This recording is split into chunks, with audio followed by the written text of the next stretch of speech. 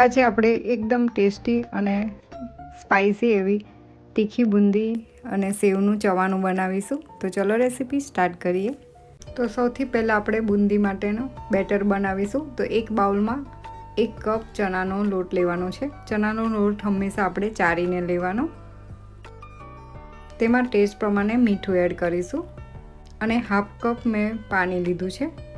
તો હવે આપણે થોડું થોડું પાણી એડ કરતા જઈશું અને બેટર બનાવી લઈશું.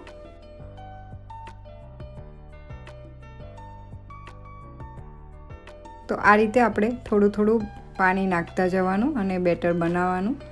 એકસાથે આપણે પાણી નથી નાખી દેવાનું, આ રીતે જ આપણે કરવાનું.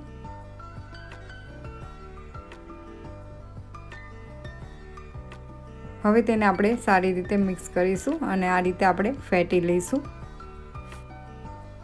તો આ બેટરને આપણે 5 મિનિટ સુધી સારી રીતે ફેટી લેવાનું છે.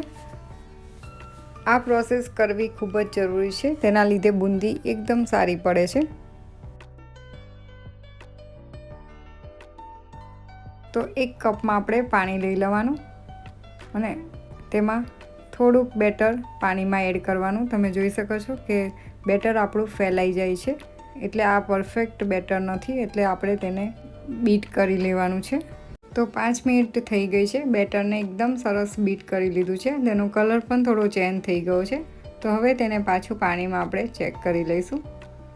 તો એકદમ સરસ પડે છે અને જરા પણ ફેલાતું નથી, એટલે આપણું બેટર એકદમ રેડી છે. હવે આ બેટરને આપણે ઢાંકીને 15 મિનિટ માટે રાખી દઈશું. 15 મિનિટ થઈ ગઈ છે. તો આપણું બેટર રેડી છે.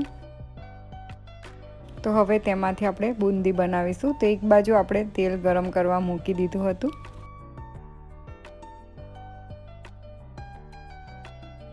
તો તેલ ગરમ થઈ ગયું છે. તો આ રીતે થોડું બેટર નાખીને ચેક કરી લેવાનું.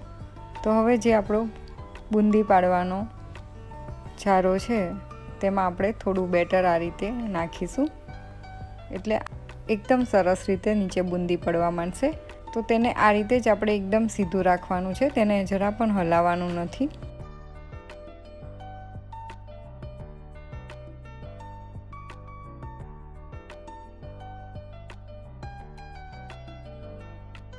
તો બુંદીને આપણે આ રીતે પલટાવતા જઈશું. તો ગેસની ફ્લેમ મીડિયમ રાખવાની અને આ રીતે બુંદીને આપણે થવા દેવાની છે. તો થોડી એકદમ લાઇટ સોનેરી રંગની થાય ત્યાં સુધી આપણે તેને થવા દઈશું, એટલે અંદરથી એકદમ પોચી ના રહી જાય. અને આ રીતે તેને સતત હલાવતા રહેવાનું, એટલે એક બાજુથી બુંદી બળી ના જાય. તો આપણી બુંદી થઈ ગઈ છે. તો આ રીતે એક કાનાવાળા વાસણ નીચે એક વાસણ મૂકીને આ રીતે તેને કાઢી લેવાની, એટલે એક્સ્ટ્રા જે તેલ હોય તે નીકળી જાય. હવે તેવી જ રીતે આપણે બીજી બુંદી પણ પાડી લઈશું.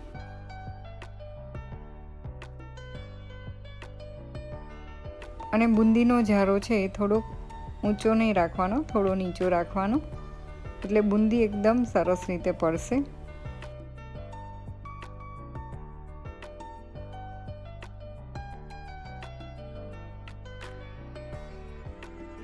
તેવી જ રીતે આ બુંદીને પણ આપણે તળી લઈશું.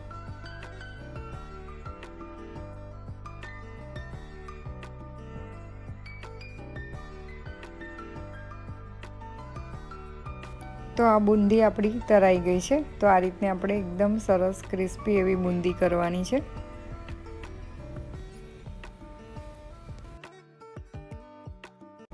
તો બુંદીને આપણે વઘારીશું. એક કઢાઈમાં 2 થી 3 ચમચી જેટલું ઓઇલ એડ કરીશું. ઓઇલને ગરમ થવા દઈશું. તો તેલ ગરમ થઈ જાય એટલે આપણે ગેસને ઓફ કરી દેવાનો છે. હવે તેમાં 1 ચમચી જેટલી હિંગ એડ કરીશું. 2 ચમચી કાશ્મીરી લાલ મરચું એડ કરીશું અને જે બુંદી હતી તે એડ કરી દઈશું અને બધું સારી રીતે મિક્સ કરી લઈશું. તો આ બધું આપણે ગેસ ઓફ કરીને પછી જ બધું મિક્સ કરવાનું છે.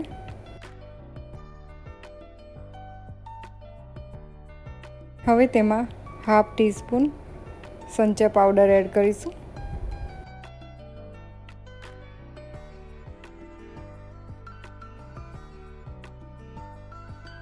હાફ ટીસ્પૂન ચાટ મસાલો એડ કરી દઈશું અને બધું સારી રીતે મિક્સ કરી લઈશું.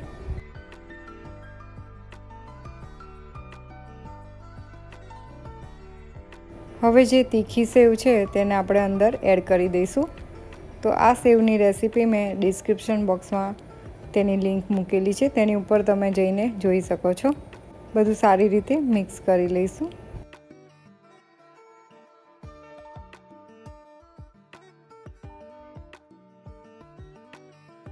તો આપણો ચેવડો રેડી છે. તેને એરટાઇટ ડબ્બામાં ભરીને 1 મહિના સુધી તેને સાચવી શકો છો. તમને આ રેસીપી કેવી લાગી પ્લીઝ લાઇક એન્ડ શેર કરજો અને કમેન્ટ બોક્સમાં મને જરૂરથી જણાવજો. રેસીપી ગમે તો વધારેમાં વધારે શેર કરજો.